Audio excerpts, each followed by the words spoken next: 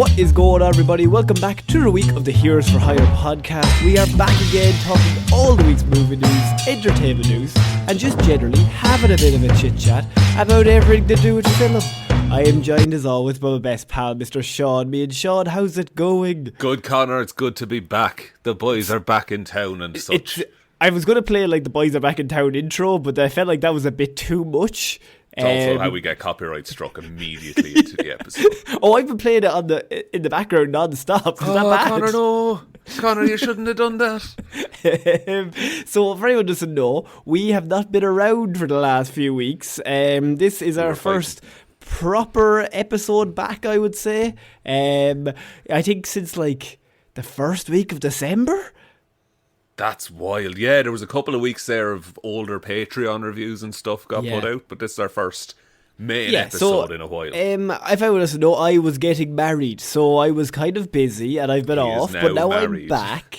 And I have basically been thrown back in lots of movie news, lots of weird news. Lots of weird news was sent to us by all our lovely listeners over the last few weeks, so I was trying to catch up on all of that over as well. So obviously we can't get to every story that was sent to us, but we'll try to get to all of them.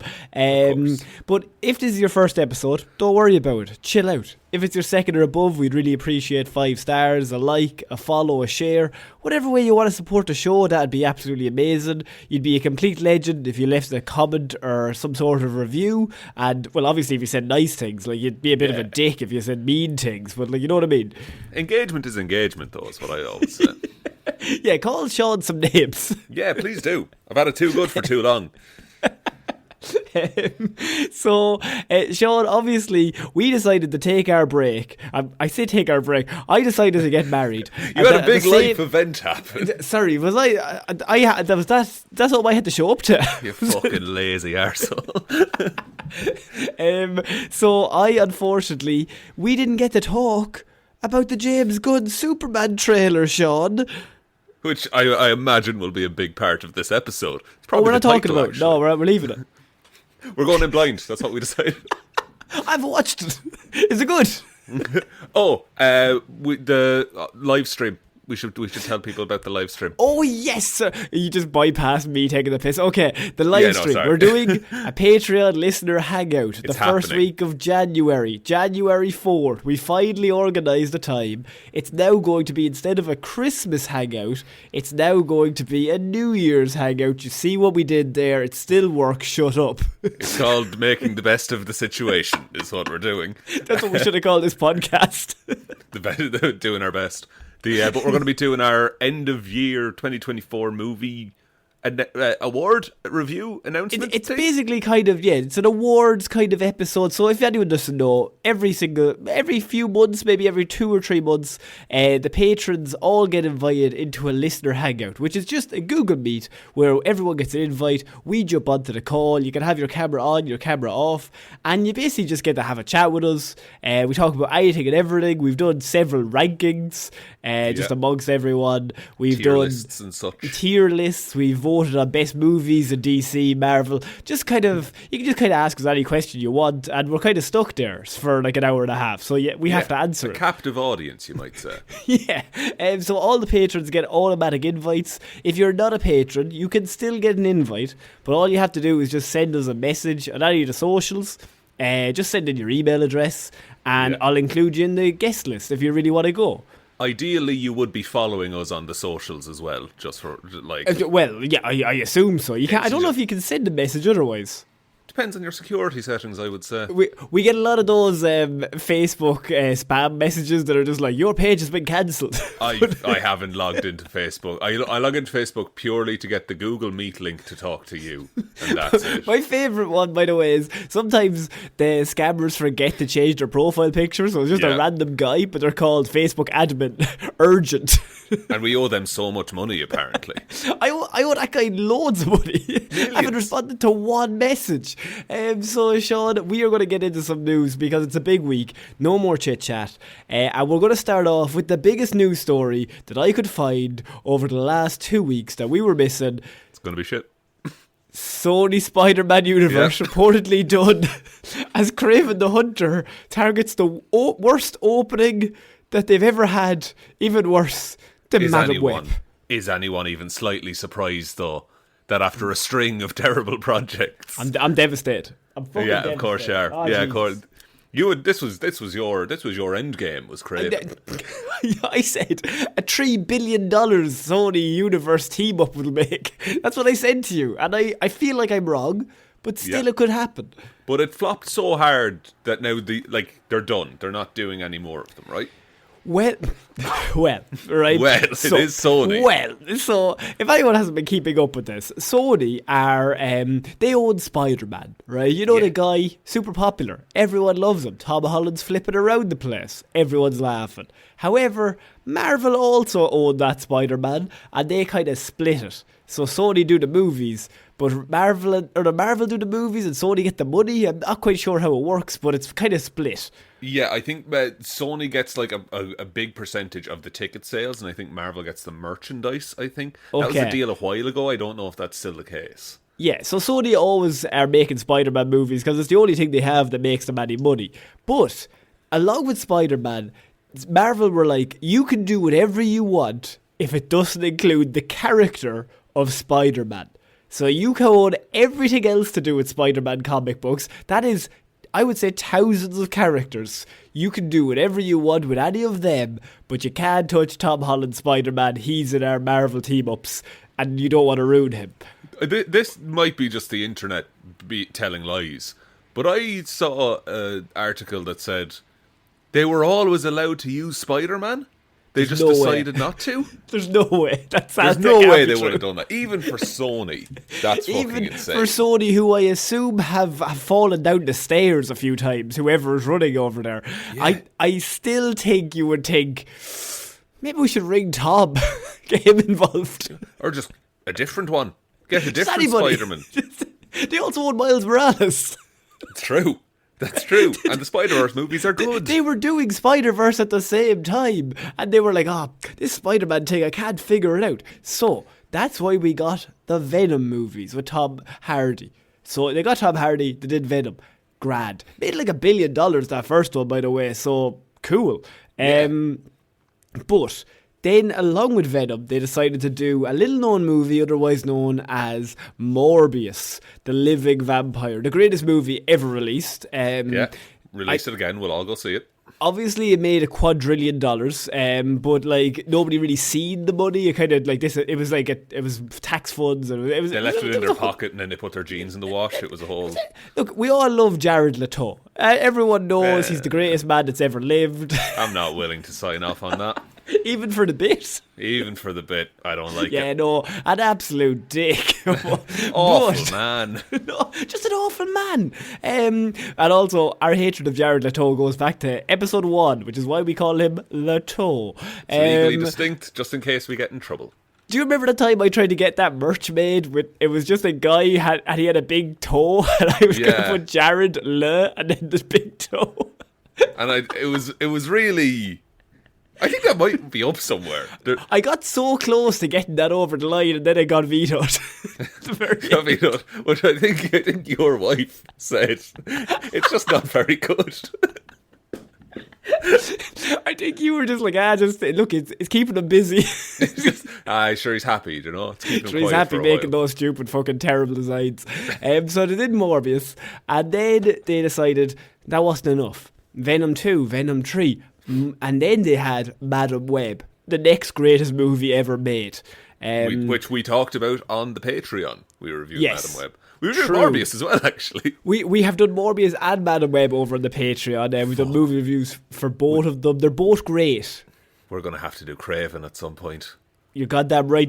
You do realise the patrons are obviously going to make you do Craven. It's locked in. Oh, I'm well aware of what they're like. So, if I could just... Now they're doing Craven. And Craven came out, or it's coming out, and it looks like it's going to make $0. Don't know the exact figures, but nobody wants to watch Craven. I mean, why? Because it's not Craven, first of all. They just took the Craven name and made him an animal rights activist for some reason. They're doing a Spider-Man universe without Spider-Man, just villains, and they don't understand why nobody wants to see it. And it's gone so bad that after 4 movies, they have now 6 movies technically with Venom. They have now decided that they no longer want to do these movies. And then it was reported that perhaps it's not finished. They maybe have one left in the tank. Just one final desperate hurrah. So we don't know for sure, but what I do know is I think it's dying. It's not dead, but like, you know how like when somebody's like, they're really sick, like they're and it'd be kinder if you just let it like open the window and let pneumonia take him, kind of a shit. Yeah, so Madam Web made $17 million on its opening weekend. And Kraven the Hunter is projected to make less than that. Like, insane. But also not unexpected, because there's no quality in any of this. And Aaron Taylor-Johnson, God help him, is trying to sell this movie with all he's got. World's most handsome man, Aaron Taylor-Johnson, is trying his best. He's ripped to shreds. One of the most handsome, charming men in Hollywood. And he just can't get this movie to look good. Because it's a lost cause. What can he do? Like, nobody wants to... Kraven isn't even like the villain that you think of when you think of Spider-Man. We've covered Kraven on multiple Hero reports. Yeah. And Kraven is a psychopath who just hunts people for sport, and then they were like, we can make him an anti-hero. Yeah. People will love it. Even if you didn't want to bring Spider-Man in, and you wanted to do a Kraven real bad, have him hunt the other bad guys. Have him hunt Morbius, fuck it. No, I don't want to see Jared. Please, no. Maybe have him hunt Matt Smith. Is Matt Smith dead now? I'm trying to remember Morbius. Did Matt Smith die? He's doing House of the Dragon. He can't go back from Morbius too. It's Morbius again. This time it's Morbius. It's Morbin time. It's Morbin time, yeah. So I mean, are we gonna maybe raise our glasses for poor Sony? They've tried. I always think of Ned Flanders' parents. I'm just like, we've tried absolutely nothing, and we're all out of ideas. Right? I think the kindest thing, like, I want to take it out back like a sick horse kind of thing. Like, just give up. And most studios, just give up. All right, the bubble's gone. It's done. Right? It's done, it's finished. Like, movies like Madam Web and Kraven killed it. The bubble's gone. Yeah. Like, there's no one movie that you could make now to make everything good. It's like how they had to just kill off the DCEU because it got way too out of hand and things were bad and there was no fixing it. There's no saving the Sony universe, is what you're saying. Yeah, you just need a clean slate. What if they got Tom in, right? So Tom Holland, they gave him $3 trillion. And they're like, Tom, we need you for 2 months and we're going to film this movie. And it's a team up with Tom Holland against Venom, Morbius, Madam Web's kind of good, and Kraven. I mean, and the Vulture is kind of there as well. The Vulture, Michael Keaton's fucked in this. He was kind of just knocking about, yeah. Yeah, I mean, I fully could see in like Doomsday or Secret Wars them cutting away for 5 minutes, and it's all of it's CGI recreations of all those characters fighting Andrew Garfield's Spider-Man. Oh, okay. I could see that happening in an incursion. Yeah. It's 30 seconds, and it's by and large shit. I think it's great. I think Sony are the best studio ever. Like, who's funnier, Sony or Universal? Oh, Universal was really funny for a while, but when now they did the Sony. Dark Universe. Yeah, but Universal have been doing some good stuff. And that's you see, we can't really pick a Disney, and with Bob Iger, he's just a dickhead. And then you have, like, what's his name? The DC guy. The Warner Brothers guy. Warner Brothers. Zaslav. David Zaslav, yes. David Zaslav, also a dickhead. But, like, I think they're just rotten from the inside, whereas Sony, I always think, is like the plucky idiot who just keeps trying. He's Charlie Brown, just keep trying to kick the ball. Because the thing is that Sony is one of the few companies who, like, they have shit tons of money. Yeah, they've got so much money. So they're one of the last holdouts who aren't going to be bought by Disney, which is insane because they just can't make a good Spider-Man movie. And you give them Spider-Man, and they still can't do anything. Like, and it's the easiest home run in the world, but they have so much money from music that they don't need any of this. It's just a tax break. Rip to the Sony universe, to the Spider-Verse. I hope it stays dead.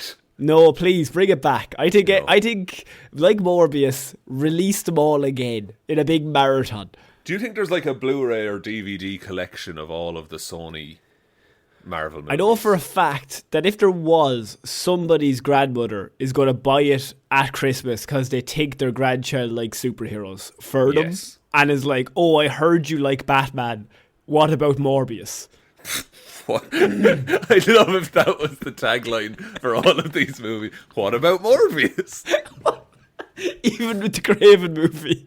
Everyone should be looking around going, what does Morbius think? Where's Morbius? Where's Morbius? So we're going to move on to our next piece of news, Sean, and it is The Mummy. We are going to be getting a new The Mummy movie coming from the Evil Dead Rise director Lee Cronin and Blumhouse. So The Mummy, the 5 stages of grief in that headline. So The Mummy is a weird one because obviously the 1999 The Mummy is the greatest movie ever made. Indeed it is. Everyone's hot in that movie. It's the hottest movie ever made, certainly. So I mean, you just have a situation where that movie's great, and 2 and 3 in that trilogy. They're not the best, but they're not bad. They're not bad. And they then the Scorpion trilogy The Rock kind of veered off is odd. Yeah, and then you have Tom Cruise's The Mummy, which is terrible, and we did review that over on the Patreon. You made us watch that, you dickheads. That is real bad. Can't stress enough. Fuck you guys. Thank you for your support. We couldn't do it without you. No, seriously, thanks so much. So The Mummy now, I think it's one of those things where it has name value, so they're always trying to bring it back, and also it's free use because it's just like one of the monsters, so you can just do it whenever you want. It's public domain of just like, it's an Egyptian mummy reanimated. Yeah, and so apparently it's going to be released in 2026. They are looking to just make another one. These are from the same people that are making The Invisible Man, and they're also making the upcoming Wolfman as well. So it's same kind of vibe from Blumhouse. Sean, do you think The Mummy movie will work? I think it could, and I would have said a new Invisible Man wouldn't work, but I liked the recent enough. I say recent enough. I think it was 2020, 2021 maybe. Wait, Tom Cruise? The Invisible Man. Oh, The Invisible Man was 2019, I think. Right, okay, yeah. That was one of the first movies like, hey, we're doing this on digital, and you can just buy it at home and stay home. Like, I think you do it, but you don't try and make it. You don't try and make it 1999 because it's never going to happen. No. Do not make it like 2017 where it's an action adventure. Set it mostly in England as well. And also, Tom Cruise's character is really weird in that one. Like, Tom Cruise is really charming in most movies, and in that one he just has no charm. It's super weird. Which for The Mummy, like, it's meant to be just a cast full of charming people as well. But, like, make this on a $50 million budget, and it's just a small mummy movie about a mummy that's killing people. That's all you need.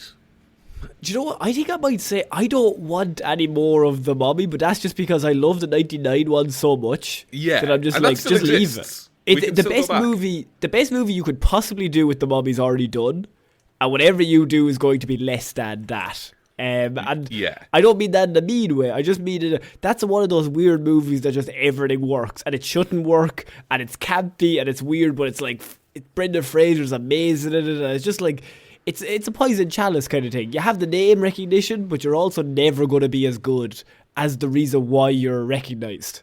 Yes, exactly. But it sounds like they're going in a different direction because the Evil Dead Rise director, Evil Dead Rise is a gory fucking movie. Yeah. Like, so I can see them going full horror with it, which I think is what you need to do at that point. Because the first Mummy isn't that, like, it's scary if you're a child. but it's not. Jalili has that bug that goes underneath his skin. That's pretty fucked up.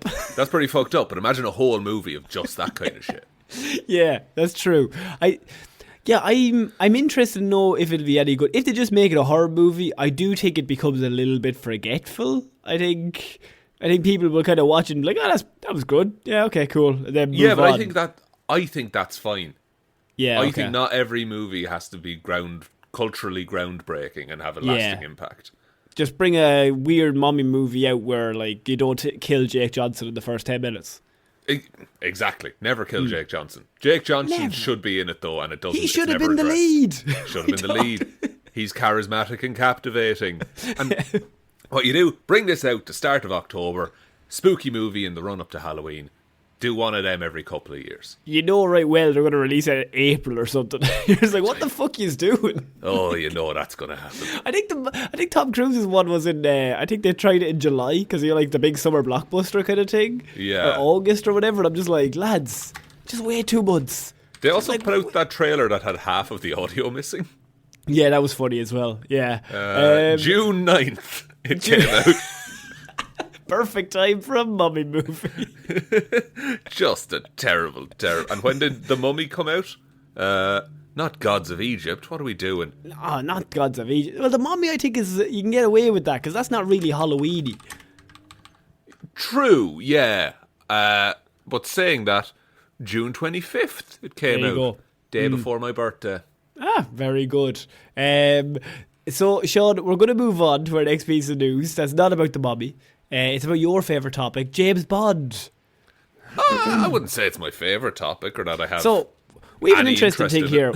Sean doesn't really like James Bond. He's okay on it. Yeah, it's fine. I don't genuinely. It's my most whatever. Yeah, and so if you don't know, there's no James Bond currently. They're still kind of looking after Daniel Craig. But apparently, according to the Wall Street Journal, longtime producers Greg Wilson and Barbara Broccoli are absolutely having a bit of a falling out over the new 007 because they're still looking for a lead actor and a top villain for James Bond 26. And apparently, Barbara Broccoli will not allow something to go ahead until they have the perfect casting. So we'll just ground everything to a halt. So her and Amazon are having like full on arguments where Amazon are like, we need money. And she's like, no, fuck you. But she does just own the rights, like But isn't that kind of refreshing? It's like, hey, I was bringing that up because I was thinking like this is actually a case of fair fucks to you, Barb. Fucking hold out until you find someone good. And I hope the article isn't portraying that as unreasonable. No. It's just basically explaining what the big problem is that Amazon are like, we need somebody in because James Bond's a big name and we'd like money. And she's like, I'm not bringing anybody in until I find someone right. So they're looking for... Now, look, to be honest with you, they're looking for anybody at this stage. Yeah. And I think they are pushing for, like, doesn't have to be a straight white guy in his 30s. What? But Connor, say that again. But I think one of the things is they are looking for a guy. That's apparently what Barbara's looking for. So she's just looking for... She's making anyone, but as long as it's a British guy, then just bring anyone you want in. Or Scottish. Or Welsh Bond would be fun. British covers all that. Yeah. Oh, yeah. That's fair. So, I mean, it's one of those where this is an interesting thing where we're like, yeah, CEO of the studio, fair fucks to you. Good on you for putting the slightest bit of effort in. Yeah. Now the question becomes I mean, you have... Who's playing Bond? Who's playing Bond, but I mean, you've got lots of different options. It's interesting to know who they'll even pick, what kind of area they're going to go into. Idris Elba's kind of gone, I think, at this point. I think he can do more interesting stuff than Bond at this point. Yeah. I know Aaron Taylor-Johnson is often thrown in there. I think like, if you were going to play it, I mean, I'm going to say safe, but I mean, like, he's like rock solid 8 out of 10, just immediately sitting there. I don't think anyone would be unhappy. He looks great in a suit. All of this is good stuff. I've heard who's the man. He's in Wicked. He's in Bridgerton. He's in the new Jurassic World coming up. Oh, Jonathan Bailey. Jonathan Bailey. I've seen him thrown around. Yeah, he's also another one of those where that's pretty solid. Yeah, it's cool. I don't think anyone would be unhappy. You kind of have a situation here where you could do something that's pretty cool, or you could just be like, yeah, that's pretty good. We just pick someone that everyone knows that we're going to pick. What can you do? Richard Ayoade. Put him in there. I think that'd be so good. And then I want like the dude who plays Reacher. I want him to be Q. What's that guy's name? Alan Richardson. Yeah. So Alan Richardson, who's 7 foot tall, and Richard Ayoade, and Ayoade, he's like 50. Yeah. He's peak Bond. And he's just like, what's your next gadget? Q, come on. Q, you idiot. Q keeps accidentally breaking everything. Because he's so big. He's so jacked.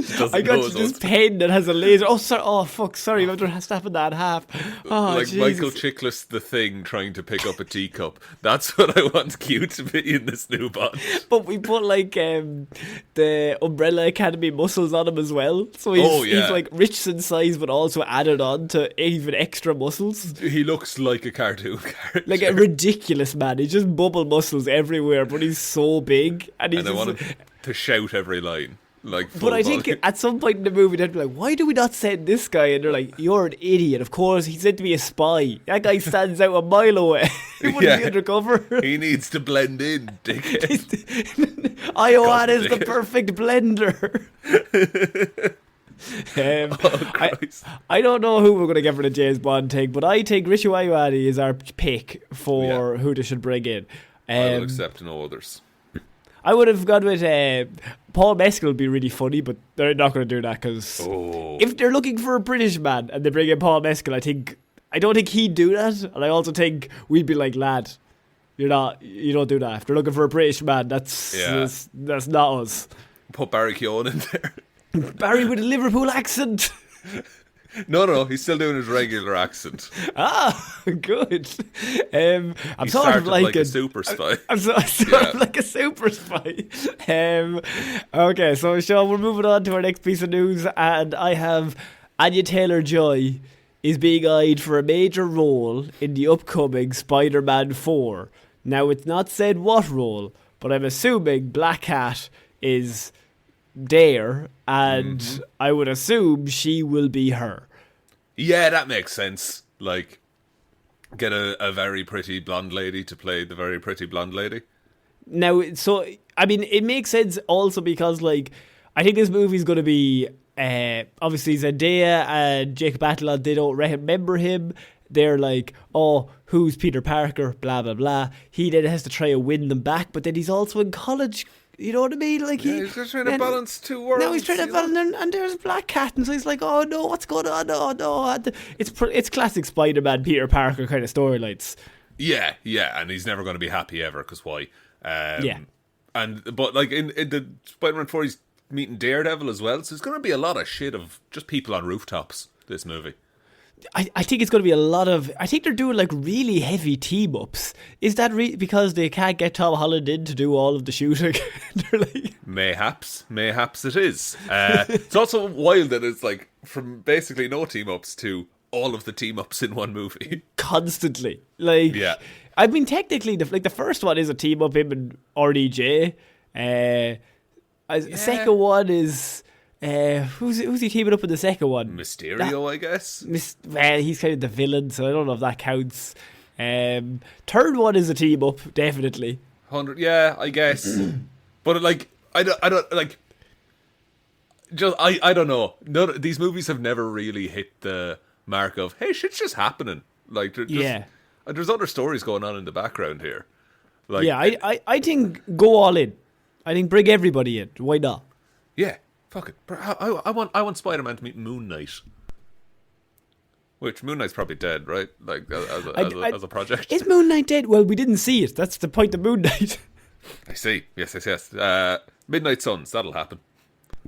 I think Midnight Suns coming back. Midnight Suns, he's gonna rock back in, and the big ending of Midnight Suns, I don't know if you know this, but they're not gonna show the big battle at the end. There's no point.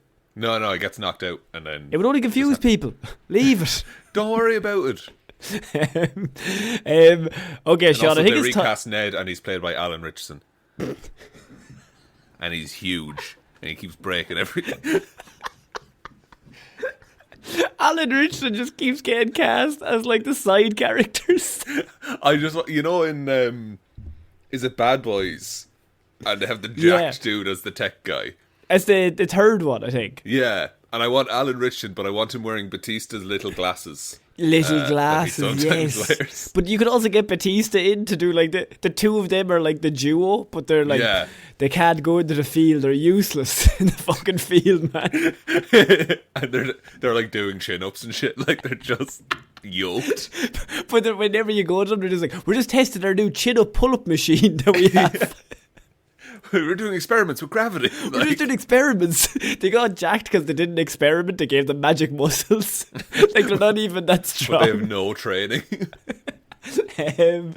Okay, Sean, I think it's time to talk about the main event. We've talked around everything else. We've talked all the smaller details.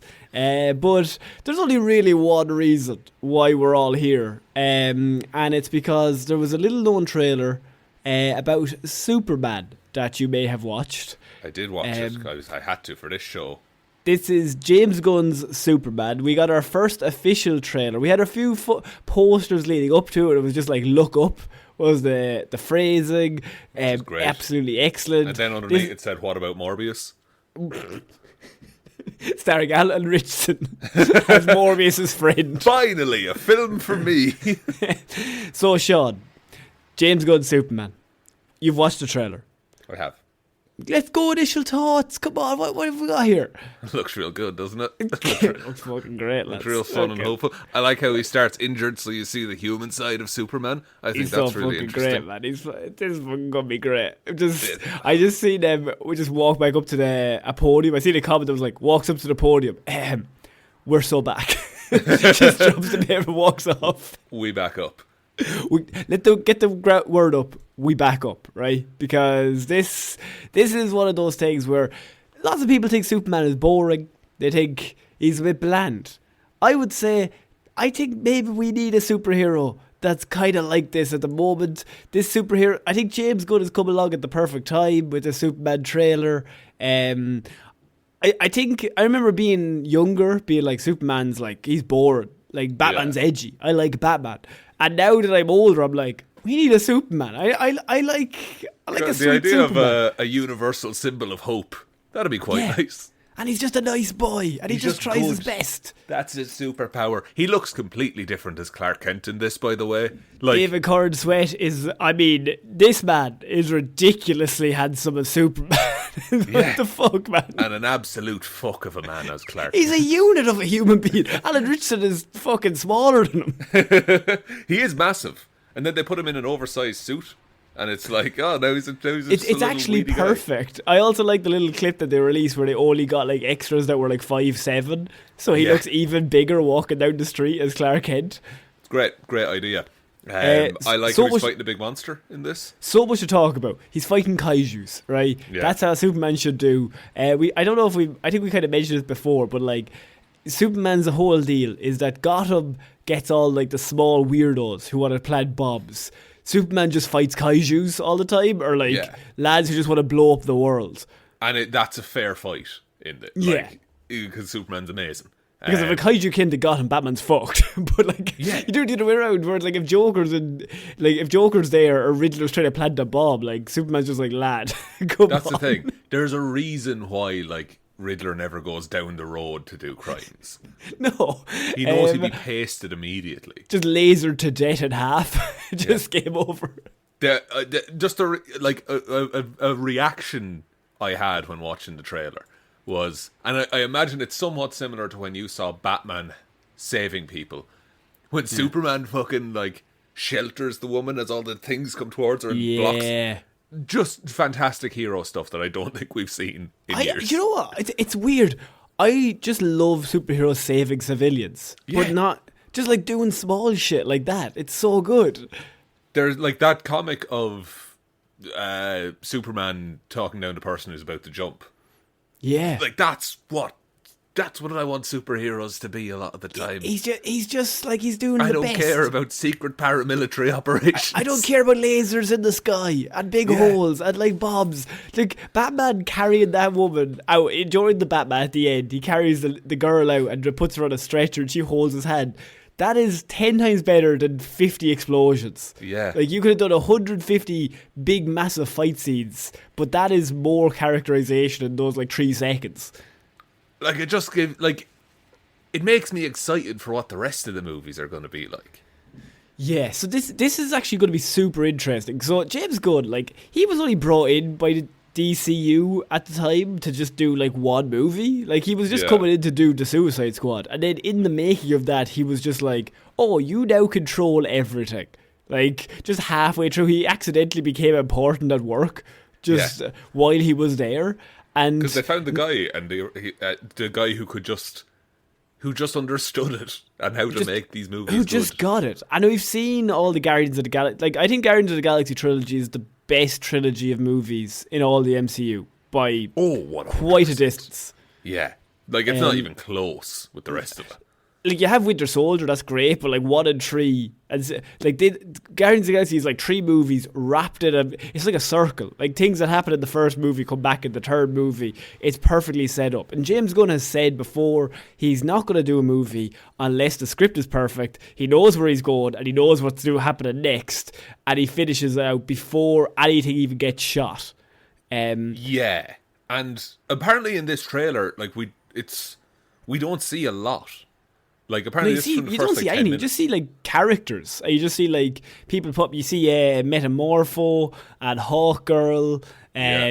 We see Guy Gardner. Nathan Fillion's terrible hair as Guy Gardner. Terrible on purpose, though. It's terrible on purpose. That's comic accurate. You see Mr. Terrific as well, who I seen someone was like, Mr. Terrific looks bad, and I was like, that is literally Mr. Terrific in the comic books. That's just what he looks like. It's just how they draw him. Yeah, and I think they all look perfect. I think the plot of the movie, now look, I know nothing, but I think the vague idea I'm getting, which might be completely wrong, is that Superman's going to show up. He's not the first hero anymore, which is kind of his big thing in comics, is he's the first. But superheroes have just been around. He shows up, and maybe Hawkgirl, Metamorpho, Mr. Terrific, and Guy Gardner, Green Lantern, are all kind of working with Lex Luthor to improve his image, maybe as Lex's super team or whatever. And then the Justice Society. They'll be the Justice Society, but Lex is funding them. Yeah. Maybe. Something along those lines. And then Superman kind of shows up and is like, hey, we shouldn't be friends with CEOs. We should just help regular people. It's the and I think that it they're conceited and they have all the fancy costumes and all the thing, and then Clark comes in and he's just a nice man who helps people. And he doesn't want to get involved in any of that. He's just we should just help small people. But then maybe there might be a part where Lex doesn't let us do that. We have to do big things that make him look good. And people are flocking to Superman and abandoning Lex Luthor, and he gets all sad and cries for a bit. Is Nicholas Hoult the baldest man who's ever balded? So bald. He's so bald. Well, he's a handsome man. You know what I mean? He's rocking that bald cap. He also shaved his head and then put a bald cap on top of his bald head, so he's even balder than possible. Who would have thought Tony from Skins would one day be Lex Luthor? To be fair, he did try out for the Batman and Superman, and they were like, no, but we do want you as Lex. We do think you'd look great bald. And you look at that bald head. James Gunn's holding up his thumb to the rest of his head. It's well, actually, I think Rachel Brosnahan is, as Lois Lane, is fucking outrageously perfect. Killing it. And those two, in some interviews I've seen, insane chemistry. Yeah, and I think they are already together when this movie starts. I think so. Yeah, they're kissing and stuff in the trailer. They're doing kisses. They're doing a few kisses, lads. I know. I think they're together because, even say there's the clip of them kissing in the kitchen, but they're in the same outfit that they were in the office. So I think Clark and Lois are just together, and she knows he's Superman, which saves a lot of the plot that you could waste time of him trying to hide his identity. Yeah, because I don't think you can beat how that's done in the original Superman, the movie. Which they used the theme from that in this trailer. The theme in this is outrageous. The song. It's so good. When it comes in with the electric guitar and it molds into him shouting for Crypto. Yeah. And I love Crypto so much. Oh, he's a good dog. He's a good boy. This trailer is amazing. Like, it's so good. It doesn't tell us anything. And it's just, I would just be happy to watch this. And just like, okay, I'm going to watch the movie. It's been, I think trailers are back. Because 28 years later had a great trailer as well. Yeah, I think there's one company who's just editing trailers very well at the minute. Just whoever it is, keep it up. This comes out next summer, by the way. So it's locked in. Every time I watched it a few times. Also, you have Sean Gunn playing Maxwell Lord in this as well. So Maxwell Lord, actually, I take it back. Maxwell Lord will be running that the Justice Society, I assume. Sean Gunn will be leading that. Maybe he's being funded by Lex. I'm trying to get some sort of reason why Lex is mad at Superman, basically. Yeah, and it could just be as simple as people like Superman more than they like Lex. Also, is it Luthor Corp or Lex Corp? I thought it was Lex Corp all the time, but it's Luthor Corp here. It's an interesting one. I don't know why that is. Lex Corp is much better as a name. It's a better name. Maybe the name gets changed. Maybe. To be more personable. Maybe Luthor Corp is his dad's company, but he changes it to Lex Corp to make it more him. And his dad is Alan Richardson. His dad is Alan Richardson, too big to hold things. Too big to hold, that's why he had to let go of the company. He was trying to give himself medicine, but he couldn't hold the medicine, so he died. He kept crushing it into a powder. Oh no, my tablets. The star of it when he's all broken up, that's perfect. I think maybe Crypto does that to him. Maybe they're playing and Crypto fucks him around the place. But the movie is meant to start with a big fight, so he could just be fighting the big kaiju at the start of this movie. I think it could be the big glowy orb thing that we saw in like the suit reveal shot. Yeah. Which we see him and Lois chatting while he's like getting ready, I guess. So I think he does that and then just gets pasted into the North Pole for a bit. I think that's such a good idea to start this out when they are already together and already connected. Because, I mean, as much as everyone loves Superman, to be honest with you, one of the big draws of Superman is Superman and Lois. Like, they work so well together. It's like, and it's the example of they're the couple that make it work. You know, the fact that he is living two lives. But it's just so much easier once she knows. Yeah, because it just solves all that problem, and then you can kind of move on. And then you also have him like fighting between like who he is as like a regular person, like as Clark, and who he is as Superman. You have that like weird like, it's just such a good dynamic. The cast in this look like terrific, just absolutely amazing. I'm just so excited for it. I think it's going to be great. Yeah, I'm buzzing. Summer 2025. So in about 6 months. Class. 6 months from now, we will have this movie, and I think it's. Do you want the trilogy? Do you want like James Gunn to be like, look, I'm going to do loads of these, or like we just do one, and we see how it goes, and then we move on? Yeah, I think do one, see how it goes, and then do other movies and just have characters maybe crop up sometimes. And then if you have another idea for a Superman story, tell another Superman story. Maybe he wants to create some sort of league of justice.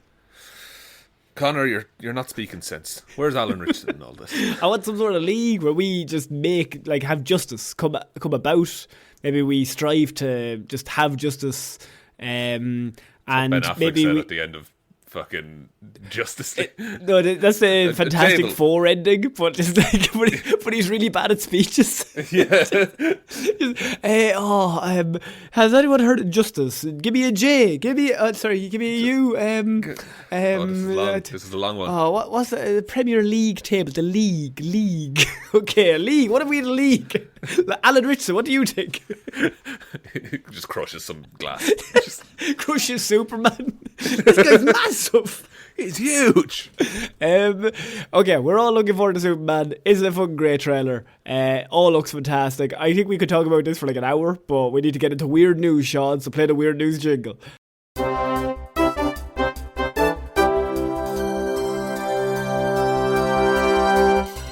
quick transition. Thank you very much. It was I was trying to keep you on your toes because you haven't done the weird news jingle in a little while. It's true. I actually forgot to put it in this week. I mean, why? I'm covering myself. I'm covering myself on all bases. So we've had so many weird news stories sent in to us over the last little while, as I said.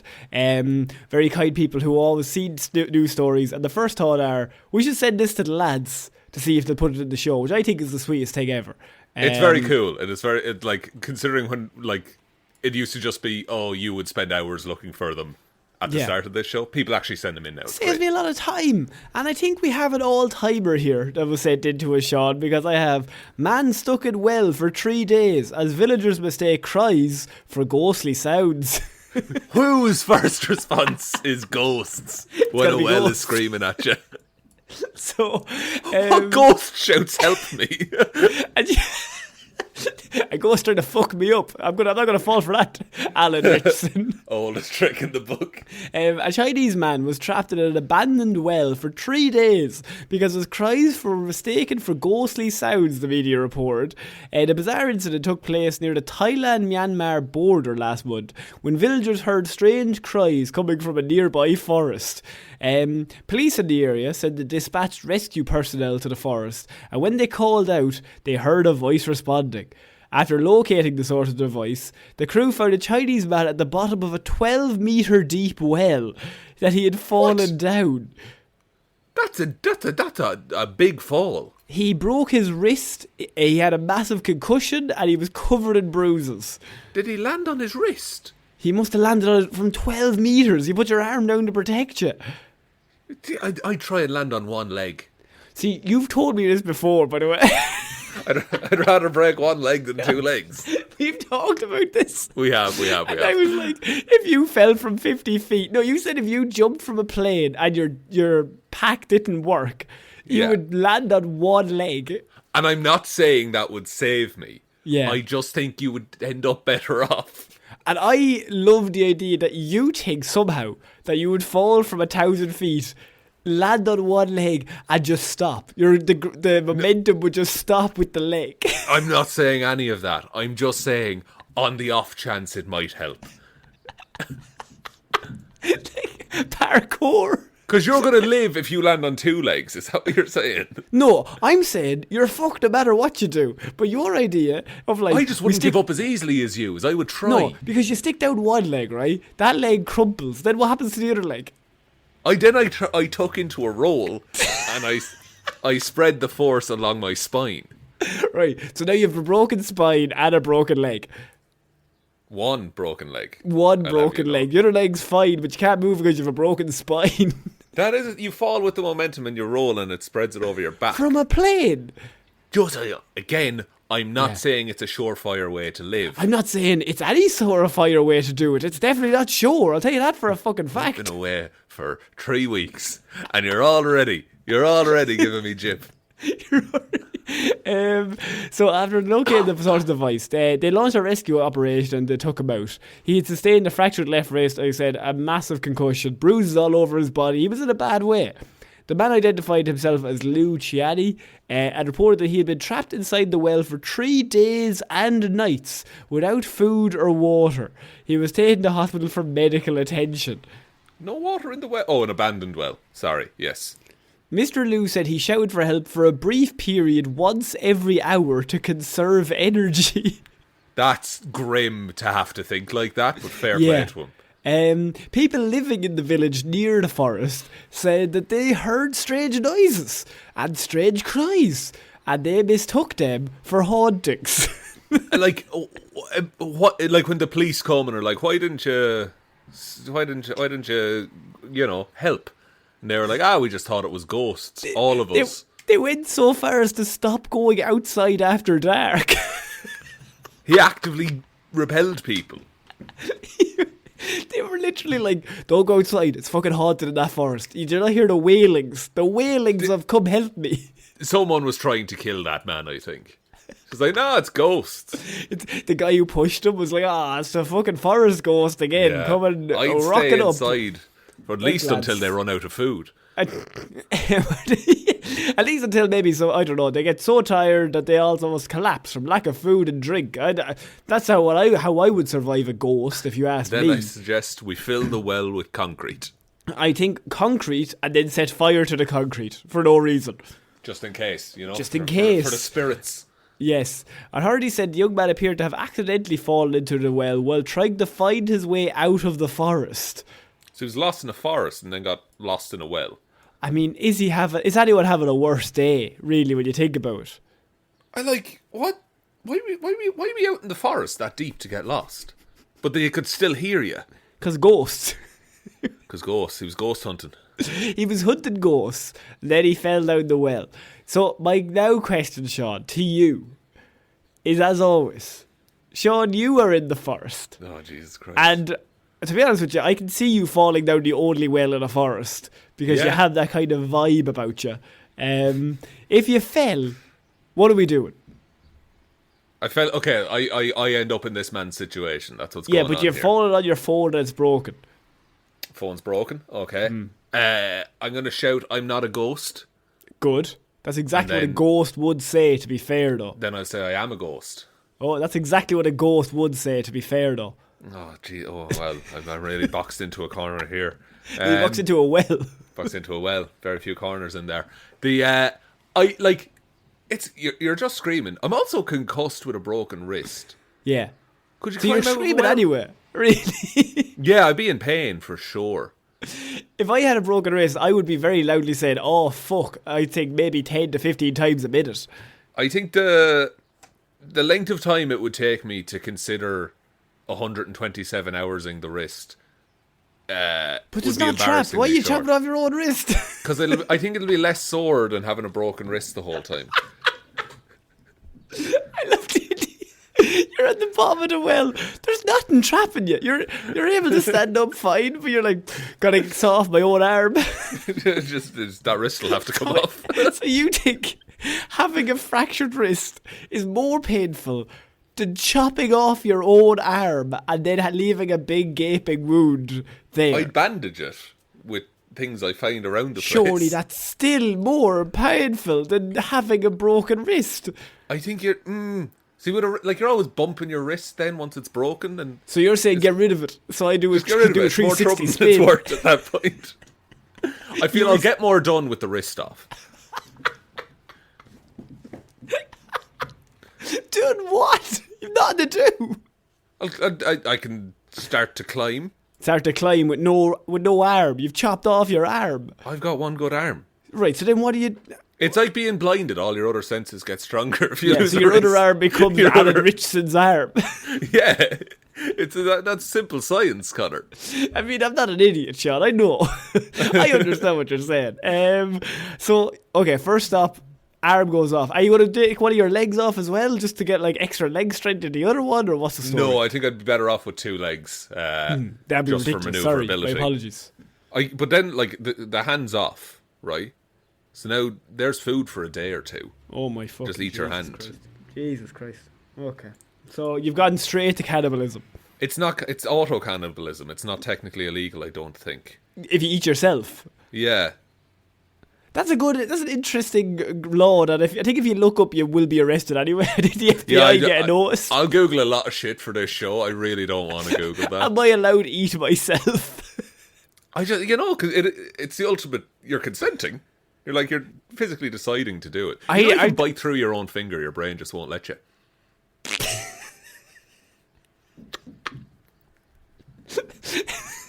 I think yours would. I often think, Jez, what if I just take a notion one day? What if I take a notion? Just one day, just go, oh, Jez, I love a fucking knob. I love a little fucking stump of a finger now. So, like, I could chew my wrist off at that point. You're not chewing any... Your brain won't let you. No, I'll get past it. I'm built different. I'm built different. You know what I mean? I'll convince it. Look over there, brain. So what I'm doing, here's my plan. I cut the wrist off. That's gone. Yeah. Okay, can I just say very quickly? If that's your step one, you're dead.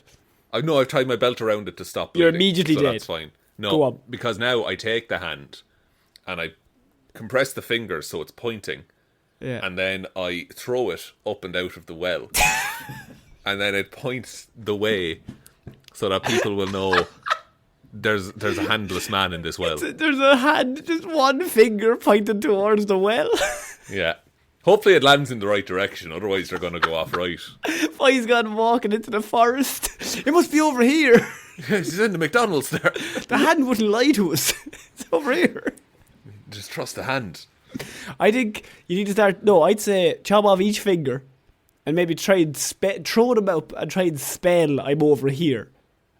That's a lot of shapes. Yeah, a lot of shapes. Well, look, you have to take that risk. How good are you throwing with your other arm?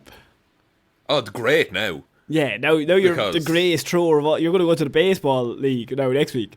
Yeah, you better believe it, brother. Yeah. And then I'm saved, basically. Now, I hear you asking the question, could you not throw like your shoes or something up? I didn't ask that, but yeah, go on. I could throw my shoes up, but then I'd have cold feet. Then my feet fall off. I'm in a well. Don't be ridiculous, Connor. I'm not going to throw my shoes. I'll be cold. I don't want cold toes. I'm happy enough to have no arm, but no cold toes. Not around here. I'm not an idiot, Connor. Come on now. Yeah, you paint me as an idiot on this show. You know, for no fault of my own. Yeah, I'm villainized for speaking my mind. Just for things that you've said and things that you've done. Yeah, and the way I conduct myself. Yeah, just your actions. You've kind of villainized for that, but that's not your fault. No, I'll be honest, Connor. Yeah. I don't care for it. What are you going to do about it? Throw your hand at me? No, I cut off the other one. Yeah, imagine you jump off the wrong one. You're like, oh, fuck, now I have my bad hand. How can I throw this? I have a broken wrist and one good hand. Throw them both in the air and they clap. Okay. That's how I get the attention. Someone's like, there's a cheerleading squad down that way. No, that's the ghost of a cheerleading squad. Don't go near it. Give me a G. Give me a H. So Sean, this guy spent 3 days down the well. Nobody would come to save him. He survived. He's absolutely fine. He's gonna just be like, go to the hospital for a few days, maybe recover. Get on a drip or something. 2 arms, fair play to him. They just literally say that they put his wrist in a cast and it'll be fine. 6 weeks. I didn't have access to a cast in the well, Connor. Yeah, I know. If I had access to a cast, I would have made a cast. You would have chopped my arm off and put it in a cast. There we go. That will protect it. Leave that to the side now until I'm ready for it. So we're going to move on to our next piece of news, and I have man wins Spanish and French Scrabble championships despite not speaking either language. This happens a bit. People just are like, the rules of Scrabble are universal. It doesn't matter about words. I mean, it doesn't matter about language. Sean, it's Scrabble.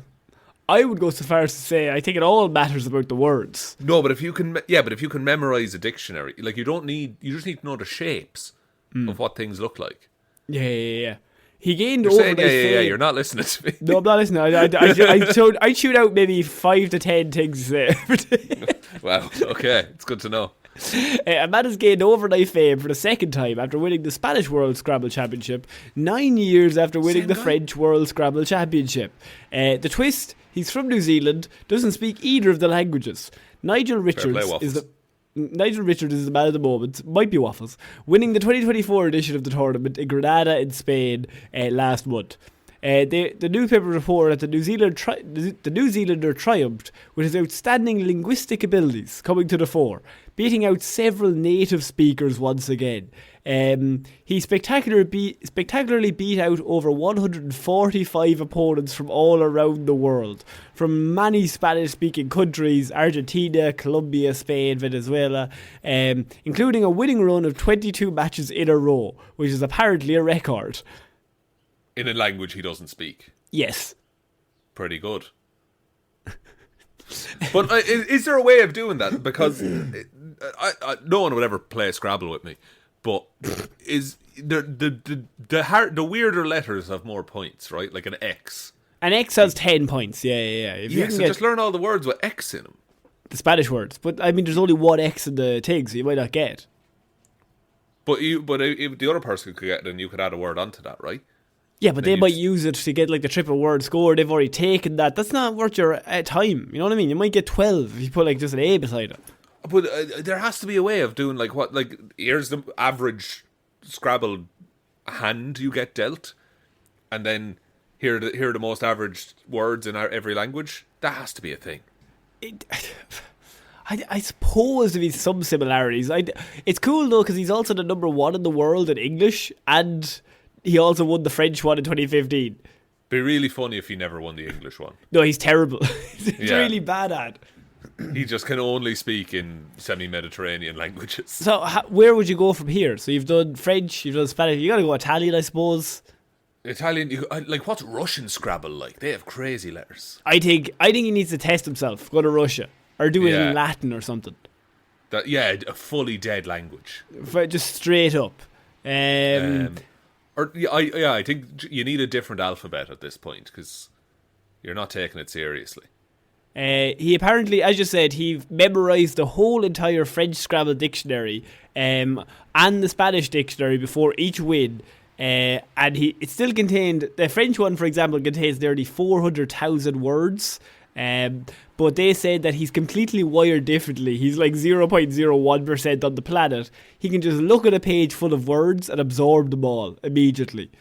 That's mad that people are built like that. I wish I had something like that. I wish you could fucking do even maybe a 10 to the things that's last put. Jesus. Oh man. I bring a lot to this show, I'll have you know. One arm. One arm. Certainly not the two ability arms. to play a jingle. No, 127 years. Just 127 hours. Again. Do it again. I love the idea that we're recording and you're just like, my wrist is actually a bit sore. Well, time to get rid of it. It's like the smallest of inconvenience. Like I chipped a nail. It's like, well, whole finger's gone. Gotta get rid of the whole fucking thing. I'm not a fool. So apparently he met his wife back in 1996. And she said he started playing Scrabble with his mom because she got sick of him beating her at cards. She thought she might be able to win since he was no good at English at school. She then revealed that he was soon beating everyone at the club, even from the age of like 7. Jesus. I mean, what was the thought process behind, he's shit at this, I'll play him at this? I do think that's bad mothering to be like, look, he beat me in cards, now I'm going to pick a game I can kick the shit out of him in. Yeah, you're a poor sport. I think that's that's predator levels of sporting. Yeah, like it'd be like you playing me in snooker or something like that. Yeah, I mean we've done that, but like that's fun for me. for you. Because what he does, listeners, is he mocks you as he does it. But you're so bad. I'm not so. Those tables are massive. Those pockets are so small. It's not me. Yeah. And the balls, they never go in the right place. Never go in the right place. You're always hitting them in the wrong spot. My favourite story is Sean's birthday last year. No, this year, actually. It was like 6 months ago. And he was like, I've booked out a whole room and there's a pool table in there. And I was like, Sean, don't let me play on that pool table. Because like, I love pool. Right? And I love snooker. And he was like, no, I'll beat you. I'm good at pool after 2 drinks. And I was like, Sean, we don't want to do this. We don't want to do this. And he was like, folks, no, I'll beat you. And I showed up 9 drinks later. and I just arrived. And so I was like, will we play? To be fair though, you didn't even take a shot because I broke off and then potted all the balls and then walked away. That's true. No, yeah. But I stayed standing up. You did, to be fair to you. You actually were very... And then nobody else in the room would let me play. They were like, not to play anymore. Because you were the one sober pool player at that party. Everyone else was pissed. We had like performance reducing drugs in our system. Yeah, that's to be fair, but I was on steroids. I was absolutely steroided up for pool. You had a full sugar Coke, to be fair. So. Yeah, it was and I had a no sugar as well to bring me back down, so I'm kind of in between. Ultimately, middling the whole time. Level sides. Clear-headed boy. I want to kill Sean in pool. On his birthday. I wouldn't even think. I would just be like, it's pool. Even if it's his birthday, it could be fucking any day. I'll kill him. Yeah. I'll kill him in pool if he brings It out could a be my kid. last day alive on Earth, and you would be like, nah, You have to I'm gonna earn it, fucking Sean. do I'm 'em. not going to give you the win. You know what I mean? And me with one wrist, you know? Play with one hand. Then when you lost, you just chopped off your arm. Well, time to get rid of it. That's useless. Well, there's a bit of a headache there now. So, Sean, we're going to move on to our next piece of news. And for the week that's in it, because it's Christmas time, mistletoe and wine, all that stuff. Yeah, for sure. It's the 23rd of December. It's a pretty big day, Sean. And so 2 days from now, a lad will be coming down chimneys, delivering presents. Jesus himself, Jesus, as we call him here. He'll be coming down, and we're Christian Ireland. We're allowed to say that, right? We do what we want. We do what we want. We had several nuns in our school, right? Leave us alone. Right? Santa-like antics. Suspect is stuck in a chimney while trying to flee from the police. Oh, he tried to go up. Yeah. Oh, no. So You last really Tuesday, got to make it out in time. the nod to Father Christmas unfolded last Tuesday night when officers tried to execute a search warrant at a property in Fall River in Massachusetts. The suspect embarked on a Santa-like antic when he climbed inside a chimney, got up several feet, and then got stuck while trying to flee from the police. Sean, I suppose the question at all times is this: at what point does the panic set in? Almost immediately? Or are you still like adrenaline pumping, I can still make it out? First few seconds within the chimney, you're like, this is the greatest idea anyone's ever had. I'm a genius. I'm a genius. Yeah. Then it starts getting a bit narrower towards the top, and you're like, oh, I'll probably still make it. Shouldn't have had that big lunge. And shouldn't have stopped for that haircut. And then your elbows get tight, and you're like, oh, fuck, maybe I should try go back down, and then you can't. And then the panic sets in. And then once you can't go back down, then it's like, well, now it's game over, I'm going to die here. Yeah, and then they start lighting a fire underneath you. There was no need for that. Now, to be fair, that was just mean. Look, and they use lighter fluid as well, so it went going really quick. Pure gasoline.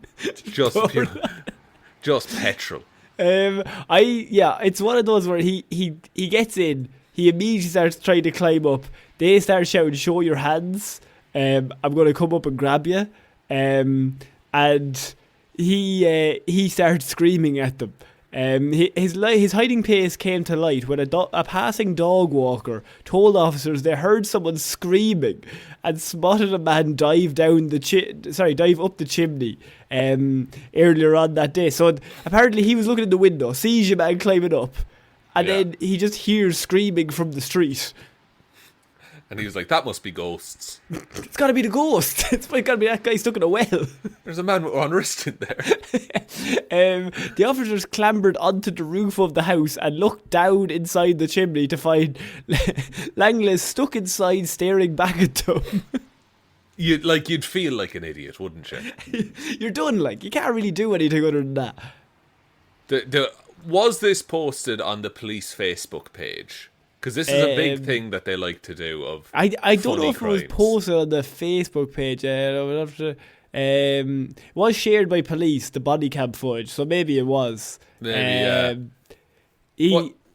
Apparently one of the officers was heard asking on the video, "Are you stuck?" Which I think is a bit of a dickhead question. Yeah, you're not helping. Of course, no, I'm here for a crack. I'm here for the laugh. No, I'm obviously stuck. I'm staring back at you. My arms are stuck by my side up a fucking chimney. Is it easier to try and keep going or to try and wriggle yourself down? Down. Oh, the way you came surely is easier. But then how high up is he stuck in the chimney? I'd say it's several feet. So I suppose you get maybe halfway up before it starts getting thin. Do chimneys normally narrow like that? Irish chimneys are weird as well. Depends how it's built. Depends. You know what I mean? Do you know what? Yeah, it could. How long's a piece of string shot? Depends on the fucking houses. You know what I mean? I'm no builder, but you want to get that fixed. Sure, this whole place is fit to come down. The whole place is going set to blow up, so it is. You're kicking holes in my wall and shit. Just this place has hours left, I'd say. I'd be gone now, to be honest. I'd be gone now. Jesus Christ. I don't really know, because some of them they don't have the big bit at the top. They have the little small tube with just like the grating on it. So then it would have to narrow. I think it's called. Yeah, it would have to narrow. Yeah, that's why children are the best chimney cleaners. True. That's what you've said that to me before. Orphans mostly, because they don't really have that much to lose. No, exactly. And no one will miss them. You know, if they get stuck up a chimney. And around Christmas, especially, nobody's going to miss them. So you got to send them down there. Send them up there. Send them up and down. I send them both ways, meet in the middle, and then they pass each other. Well, are we going? Double the clean. They're both smoking inside the chimney. I looked at him, get on the roof and just put one head first down. Out you go, so there you go now. Have you ever seen the chimney getting cleaned? It's fucking, it's so messy. It shit goes everywhere. Those lads are fucking legends. The idea that we used to just like get a 6-year-old and be like, fucking sort that out, will you? But like, they're small, they got little wrists, they're ready to clean. Yeah, no, and they're the one, like that in the mines, you know. Yeah. If only there was.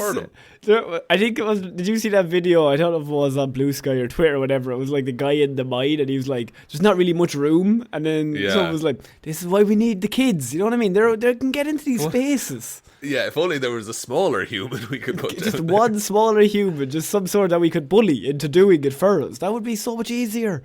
Like, this isn't a hot take at all, but child labour was lunacy.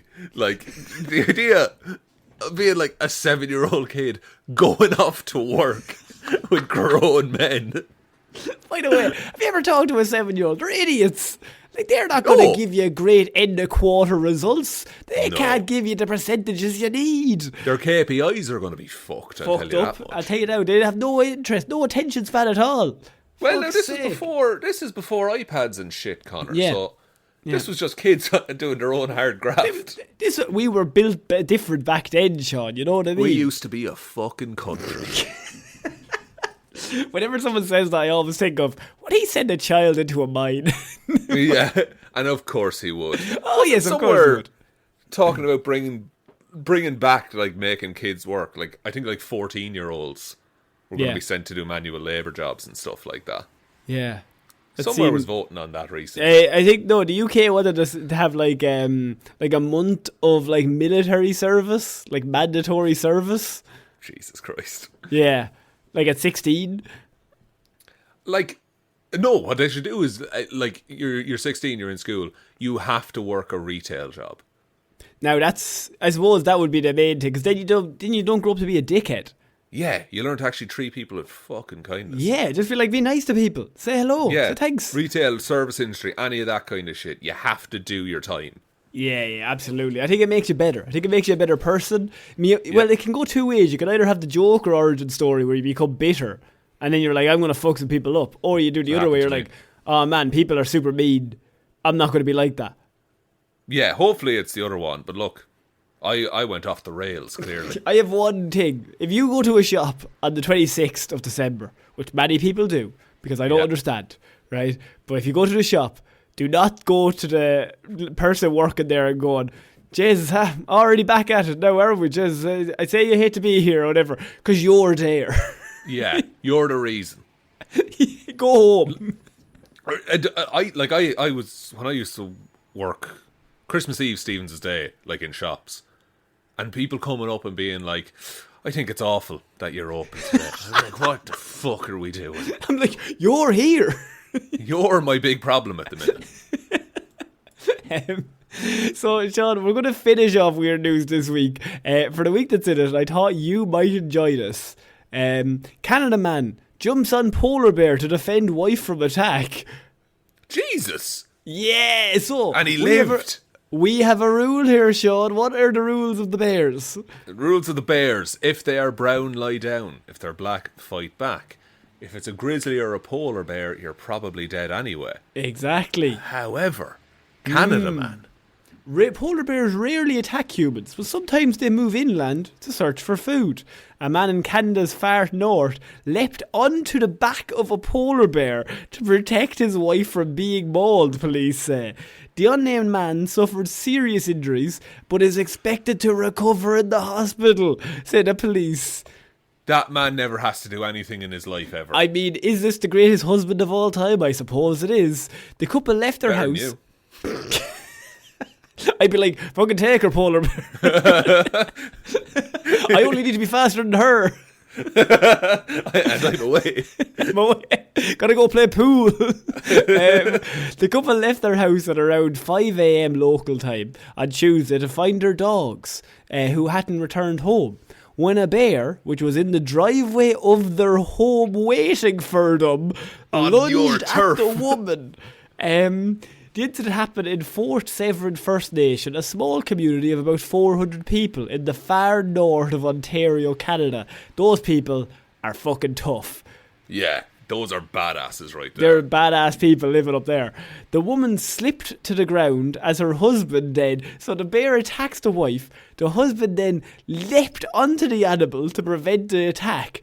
The bear then started attacking the male, causing serious but not life-threatening injuries to his arms and his legs. A neighbour arrived with a gun and then shot up into the air, and the bear ran away, and it retreated into a nearby woods. Fuck. But, so the bear got some swings off on him. The bear was getting swings off, and the lad was getting swings off on the bear. I mean, thank God the neighbour intervened, but I think he had it handled, honestly.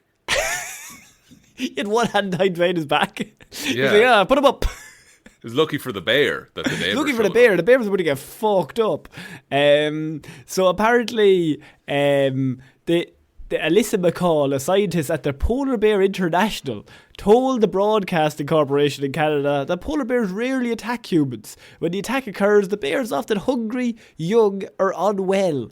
So, I mean, Sean, my question is two things. One, as you said, does this man ever have to do anything in the history of his time on this planet ever again?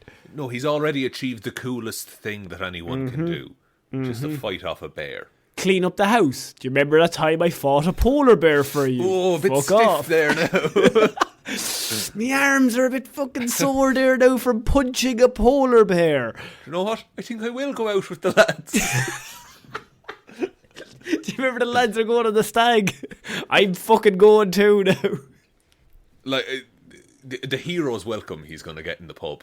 I bought a motorbike just for the crack. What are you going to say? Not midlife crisis. You're going to say fucking great idea.